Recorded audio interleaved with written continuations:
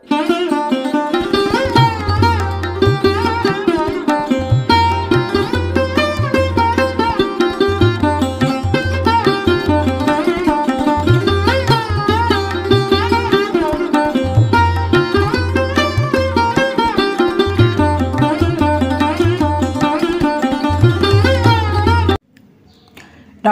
বন্ধুরা, সুলতার হেসেলে আপনাদের সবাইকে স্বাগত। আজকে আমি নিয়ে এসেছি ভেন্ডি রেসিপি। ভেন্ডি তো আপনারা অনেকভাবে খাই, তবে একদিন আমার মতন এভাবে হাতে মাখা ভেন্ডি বানিয়ে দেখুন, খেতে কিন্তু দারুণ হয়। আর এইভাবে বানালে কিন্তু আমাদের কি হয়, অনেক সময় ভেন্ডি ন্যাদনে দিয়ে যায়, ভেন্ডিগুলো গুলা হয়ে যায়, কিন্তু এইভাবে বানালে কিন্তু ভেন্ডিও গুলা হবে না, ভেন্ডি গোটা গোটা থাকবে, অথচ সুসিদ্ধ হবে, আবার টেস্টিও হবে। তাই ভেন্ডিগুলো আমি প্রথমে ঘষে ঘষে ধুয়ে নিচ্ছি, তারপর কাটবো। যদি আমি আগে কেটে নিই তাহলে এর ভিতরে জল ঢুকে যাবে, তাই প্রথমে আমি ধুয়ে নিয়েছি, তারপর জলটা ঝরিয়ে দেখুন আমি ভেন্ডিগুলো এরকম করে কেটে নিয়েছি। আর দুটা সাইডকে খুব ভালো করে দেখে নিয়েছি যাতে পোকা না থাকে। তার সাথে আমি নিয়েছি হাফ আলু। আলুগুলোকেও দেখুন আমি এরকম পাতলা পাতলা আর ছোট ছোট করে কেটে নিয়েছি। এখানে যতটা ভেন্ডি আছে তার হাফ নিয়েছি আলু। আলুটাকে আমি প্রথমে সরিয়ে রাখছি। যেসব বন্ধুরা আমার এই ভেন্ডি রেসিপিটি দেখছেন তারা যদি নতুন বন্ধু হয়ে থাকেন তাহলে চ্যানেলটিকে সাবস্ক্রাইব করে দিবার অনুরোধ রইল। আর অবশ্যই একটা লাইক দিয়ে দিবেন, আর আপনাদের সুন্দর মতামত আমার কমেন্ট বক্সে রেখে যাবেন। এখানে আমি 1 চামচ, বড় চামচে 1 চামচ তেল দিয়েছি, তার মধ্যে আলুটা দিয়ে দিলাম, তার সাথে নুন হলুদ দিয়ে আমি আলুটাকে প্রথমে ভেজে নেব আর একবারে সুসিদ্ধ করে নেব।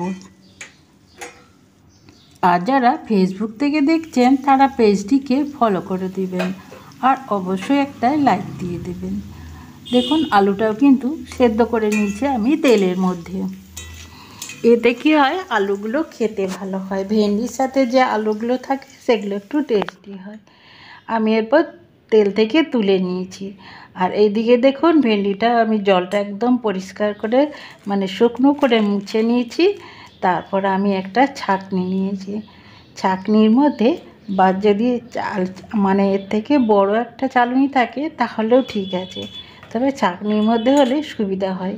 এই ছাঁকনি দেওয়ার কারণ হলো বেসনের মধ্যে যদি কোনো দানা বা কোনো নোংরা থাকে তার জন্য আমি ছেঁকে নেব, আর প্রতিটি ভেন্ডির গায়ে বেসনটা সমানভাবে লাগবে, তাই এরকম ছাঁকনির সাহায্যে আমি চারদিকে ছড়িয়ে দিচ্ছি।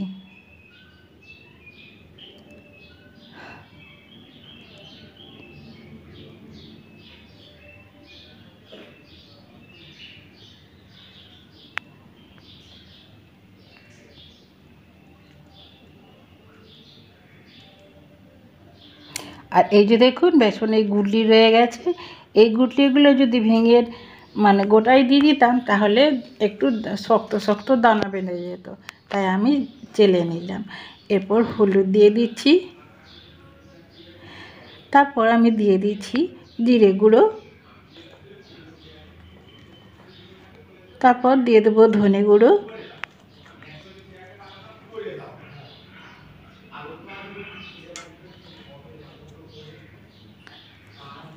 তারপর দিয়ে দেবো আমি নুন স্বাদ মতো,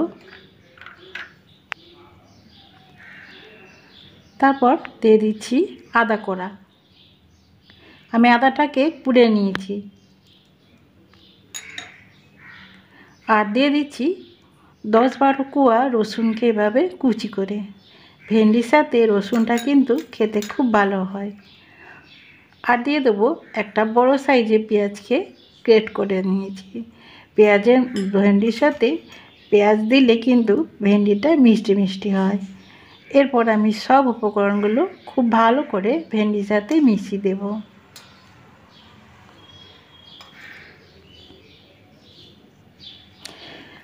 এর উপরে তেল দিবার কোনো দরকার নেই।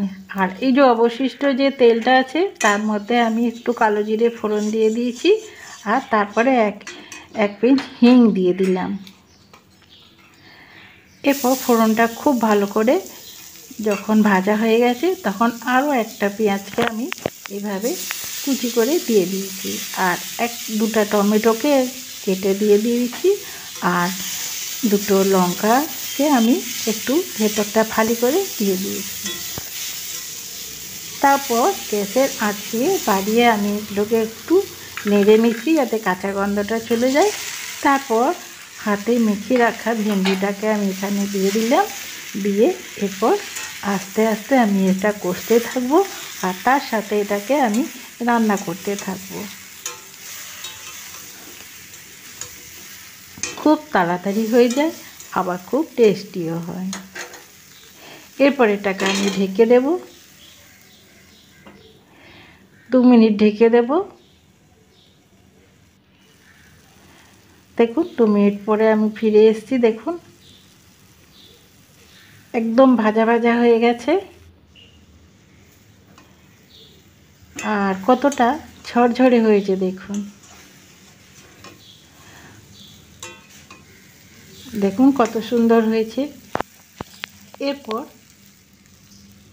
আমি আলুটা দিয়ে দিচ্ছি। আলুটা আমার রান্না করাই আছে, আমি জাস্ট মিশিয়ে দেব ভেন্ডির সাথে।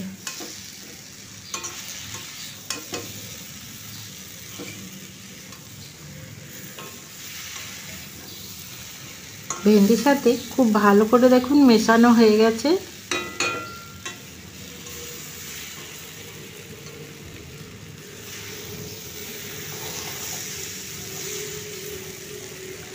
আপনারা চাইলে এর তেলের পরিমাণটা বাড়িয়ে দিতে পারেন, তবে এই গরমে একটু কম তেল দিয়ে এইভাবে তরকারিগুলো খেলে শরীরও ভালো থাকে, আর বেশি গরমও লাগে না, আর স্বাস্থ্যও ভালো থাকে। আর আমি এখানে 1 চামচ জল দিয়ে দিচ্ছি, যাতে মশলা থেকে কোনো কাঁচা গন্ধ না থাকে, সব সুন্দরভাবে রান্না হয়ে যায়। মিডিয়াম আছে আমি এটাকে আরও 2 মিনিট ভাপিয়ে নেব।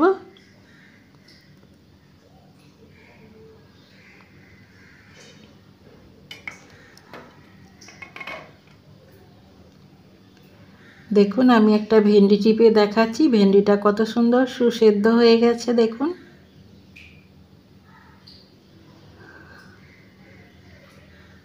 রান্নাটা হয়ে গেছে। এটা কিন্তু রুটি দিয়ে খেতে দারুণ লাগবে, আবার গরম ডাল ভাতের সাথেও খুব ভালো লাগবে। যেসব বন্ধুরা আমার এই ভিডিওটি দেখছেন তাদের কাছে আমার অনুরোধ রইল এইভাবে একদিন রান্না করে খেয়ে দেখার। হাতে মাখা ভেন্ডি কিন্তু দারুণ টেস্ট হয়, আর একদম 5 মিনিটেই তৈরি হয়ে যায়।